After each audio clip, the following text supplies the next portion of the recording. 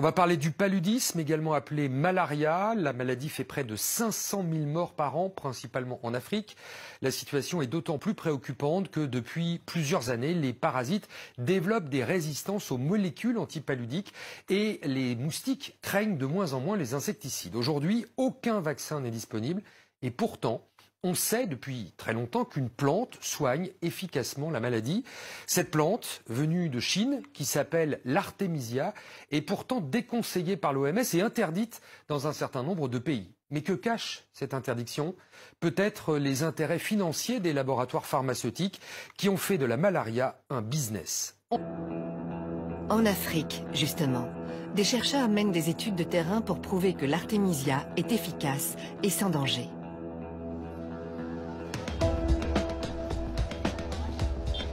Nous sommes à Kindu, sur le fleuve Congo, dans la province du Maniema. Le docteur Jérôme Munyangi est un jeune chercheur congolais qui prend des risques.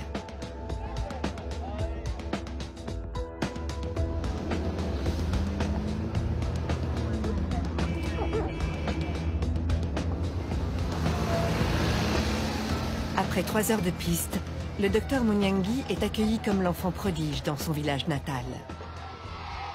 Artémisia! Artémisia!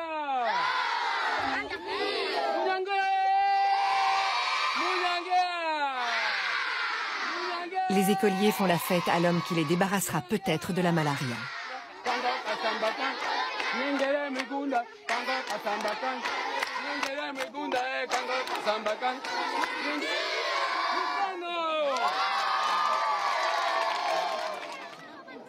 Le parcours du docteur Jérôme Munyangi est emblématique des difficultés rencontrées par les Africains qui défendent une médecine adaptée aux conditions du continent. Mon premier contact avec l'artémisia, suite à une crise de paludisme que je fais à Kinshasa, c'était un paludisme résistant, parce que j'avais déjà pris des antipaludéens, ça ne marchait pas.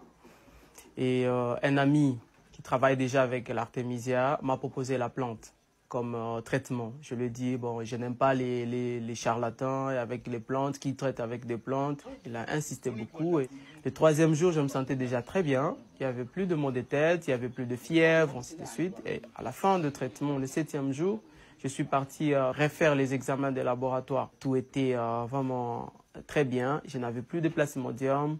Et voilà, et c'était mon premier contact avec la plante artémisia. Pressionné par ce résultat, le docteur décide de consacrer la suite de ses études à la plante. Son diplôme de médecine et quelques feuilles d'artémisia sous le bras, il entame une maîtrise S-Sciences à Paris. Après 3 semaines d'analyse, nous étions vraiment très étonnés par le résultat que nous avons observé au laboratoire. Le professeur qui travaillait avec moi était très étonné. Elle a refait les examens elle-même. Je me rappelle encore l'un de mes professeurs qui me dit, voilà, et ça c'est une bombe. Et on ne peut pas que cette bombe puisse sauter dans notre laboratoire parce que juste les subventions des laboratoires proviennent de firmes pharmaceutiques. Et on a arrêté la recherche. On m'a même arraché mon cahier de laboratoire où il y avait des manipulations. Et tous les échantillons d'artémisia que j'avais amenés au laboratoire étaient confisqués. On a amené ça au bureau du directeur des laboratoires. Pratiquement exclu de l'université et privé de bourse, le docteur Munyangi refuse d'abandonner. Il prend contact avec Lucille Cornet-Vernet, qui va l'aider à poursuivre ses recherches. 2 personnes, donc là on a fait sur 1000 patients, et donc j'ai à ce moment-là commencé à chercher les fonds. Donc ces études ont été financées en fait par des amis, par des fondations, par des entreprises, simplement parce qu'ils croient vraiment qu'une plante peut être la solution pour ce fléau apocalyptique qu'est le palu en Afrique.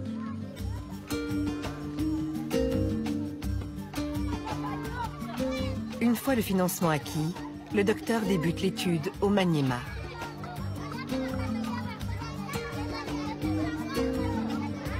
« 1000 patients porteurs du falciparum sont identifiés. 500 prendront de la tisane d'artémisia et un médicament placebo. 500 autres, un médicament ACT et une tisane placebo.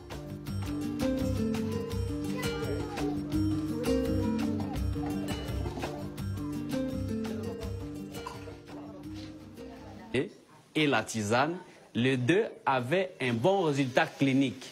Mais quand vous faites la parasitologie, vous allez trouver que les malades qui étaient sous tisane, il y avait disparition de la charge parasitaire. Mais tandis que les malades qui étaient soumis sous traitement ACT, il y avait encore des parasites dans l'air sang, même si leur état clinique était déjà amélioré. Oui. Les résultats sont en effet spectaculaires. Alors que les médicaments ACT sont jugés efficaces à 80%, la tisane affiche un score de 97%. Et sans effet secondaire, contrairement aux médicaments. Le résultat était surprenant, positivement, et c'est là que les ennuis commencent avec la médecine conventionnelle. Quel genre d'ennui? Le premier ennui, c'est l'interdiction. À la fin de l'étude, nous devions organiser une conférence. Lorsque nous avons remis le résultat au médecin-chef des zones, tout de suite, il s'est interposé.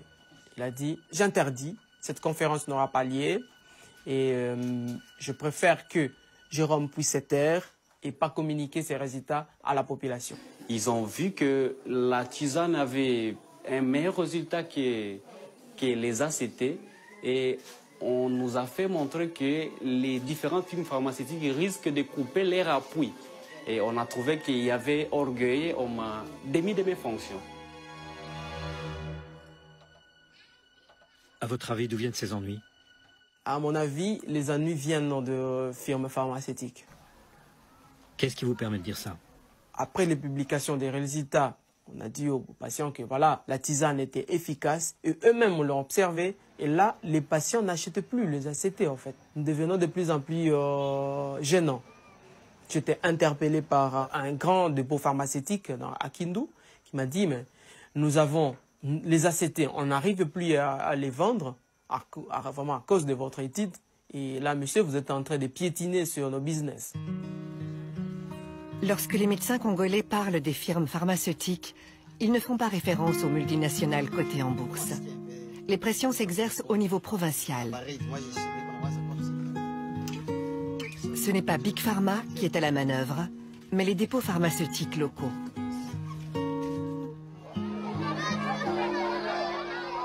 Après l'étude, les villageois adoptent la tisane dont ils ont été les cobayes. J'avais souvent la malaria avant. Mais depuis que j'ai participé à l'étude, je n'ai plus la malaria. Moi, j'ai toujours eu la malaria. Mais en prenant la tisane d'Artemisia, je me suis senti beaucoup mieux.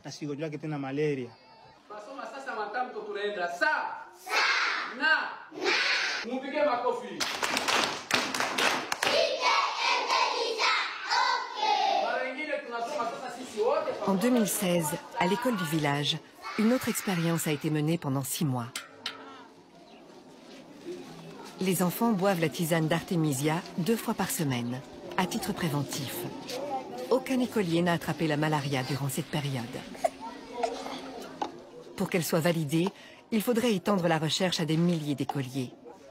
Nous avons remarqué que la prise de l'Artemisia a diminué l'absentéisme, même les absences étaient terminées. Le docteur Munyangi a profité de l'étude pour en mener une autre. Les patients sous tisane étaient en fait répartis en 2 sous-groupes. 250 prenaient de l'Artemisia annua et les autres de l'Artemisia afra, l'espèce africaine. Celle-ci ne contient pas d'artémisinine, qui est censée être le principe actif anti-malaria. Les résultats s'avèrent parfaitement identiques dans les 2 sous-groupes. L'étude du docteur Munyangi est achevée depuis 2015. Pour avoir un impact sur la communauté scientifique, il faut qu'elle soit publiée dans un journal médical de référence. Or, les responsables éditoriaux sont méfiants à l'égard des remèdes à base de plantes. Nous avons contacté la Fédération internationale des fabricants de médicaments pour lui demander sa position sur l'Artemisia. Réponse: Nous ne sommes malheureusement pas en mesure d'intervenir dans votre documentaire. Nous n'avons pas trouvé d'experts disponibles pour témoigner sur ce sujet. La santé. Elle l'est aussi pour l'emploi. Ce sont des dizaines d'hommes et de femmes qui ont trouvé du travail dans un nouveau secteur.